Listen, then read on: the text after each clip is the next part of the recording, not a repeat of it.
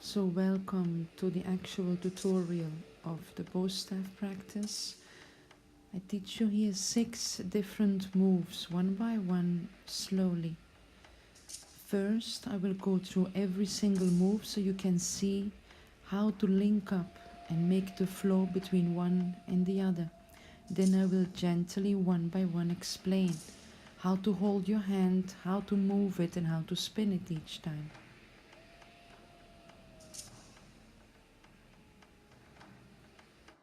As you may have noticed, the anticipation of my hand each time, where I place my hand in order to be able to go into the next motion, is really important. In order to make it a perfect flow and not to hit your head, your legs, or your hips too many times. Hopefully you have more luck than I have in the beginning when I practiced. So as you turn now towards the left side, this is asking of a bit more focus, because your left side is the opposite of your right side, which means your right hand is going to be up. Now you turn back and then you would have your left hand upwards. You will see later as I place this into slow motion. Also, to find balance, it is of course first important you learn to stand on one leg and hold a peaceful breath, while you can then afterwards start using the bow staff inside the practice. So now we start. Are you ready for it? One by one, let's go into each of the exercises. Halfway your stick, halfway your staff, you're holding it. For your right hand turn, you would place your left hand always on top. Left hand on top. Right hand grabs forward. And this way you continue. Left hand waits for it each time. Your right hand underneath, grabbing it forward. Your left hand waits on top, palm upwards. You grab it, you turn it. You get used to taking halfway the bow staff each time. This way it spins practically by itself. Within this motion too, it is important you spin it until it reaches halfway your back, vertically again. Then you spin it over your shoulder, one entire circle before you bring it forward. It will be clear just now. Your right hand grabs it, hand forward, left hand waits, right hand, left hand. Take it to the back instead that your left hand does not take it, but you still need to spin it fully in front of you first. There we go. Behind and turn. One again. Behind you and take it in, back to the front. As if there is a wall in front of you, you try to keep it fully in perfect circles around you. Right hand takes it, spins it behind your back and take it in.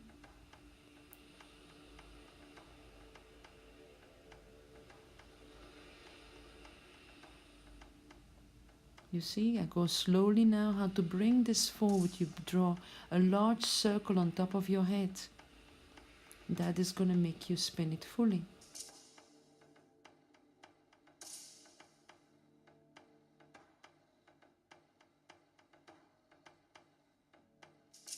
It is really important how much you keep your shoulder open in this exercise, because the more you do that, the more you lengthen your shoulder muscle and the less tension you will have in your shoulder. You will feel if you practice this, it lengthens it, it pulls on it. Work your shoulder, spread your arms as wide as you can each time and make the full circle vertically each time. Once you get the hang of this, this is a wonderful exercise. It feels very dominant, very sure of yourself. One more spin and then we will take it to the front.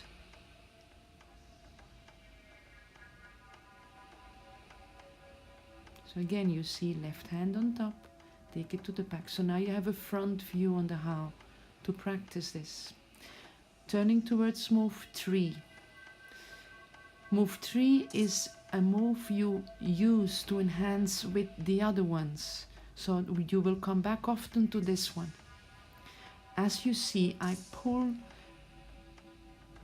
the staff forward with speed each time, and it moves straight forward as if I'm pointing at something, and then my hand grabs it from the front. See how my hand is waiting each time, facing forward towards my belly, and I throw this over my shoulder towards my elbow each time anew. Within the next move, I make one swift turn behind my back and I pull the sword over my shoulder, attacking, and I enhance with move 3 again. We will repeat this slowly now.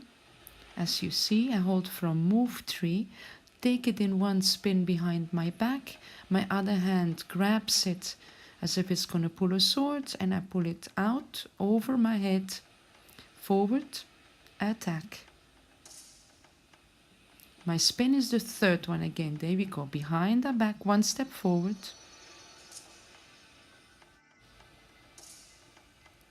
And we will repeat the same sequence again.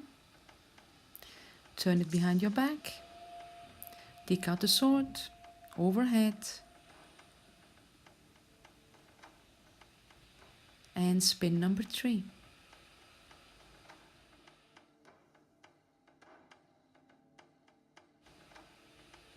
Prepare.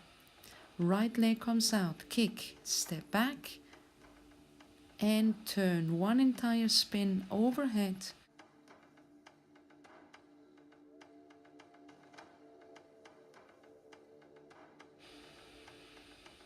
Kick.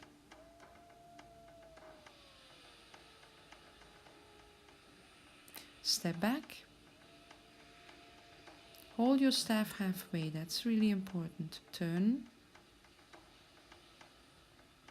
Fully horizontal motion. Get your head out of the way, of course. Spin it further. And take it back into motion number 3.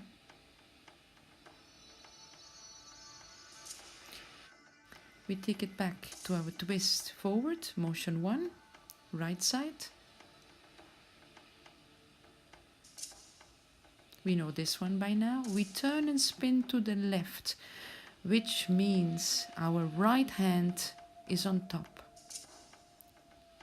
We will spin the left side now. It is the same yet opposite. There we go again.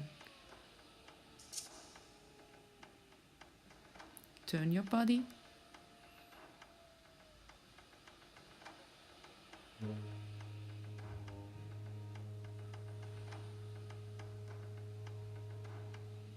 And enhance it again.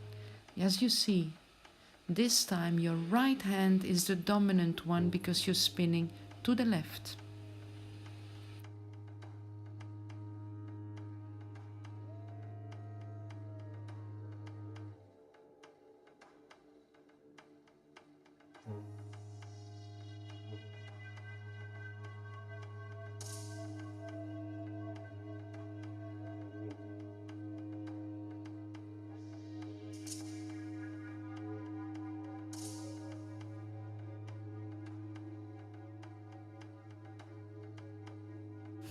Each time you make a change from left to right side, you should turn your body the opposite side as well. You will see in a moment.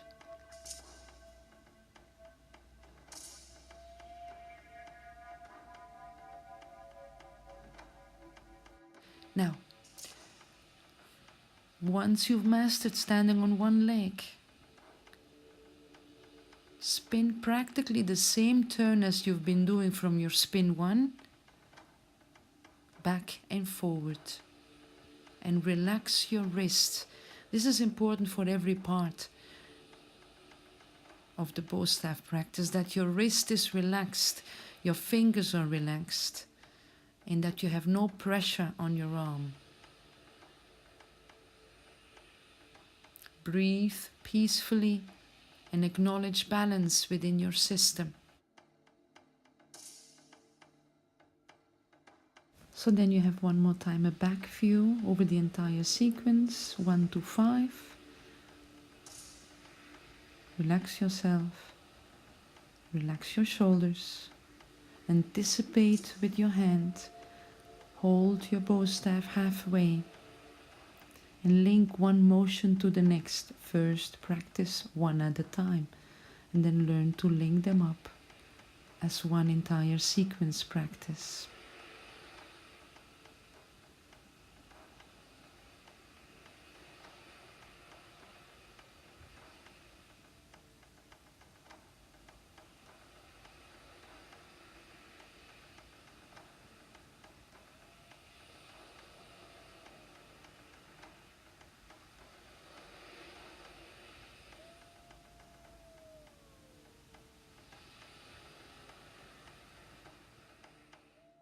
And even the ones who practice a lot make mistakes.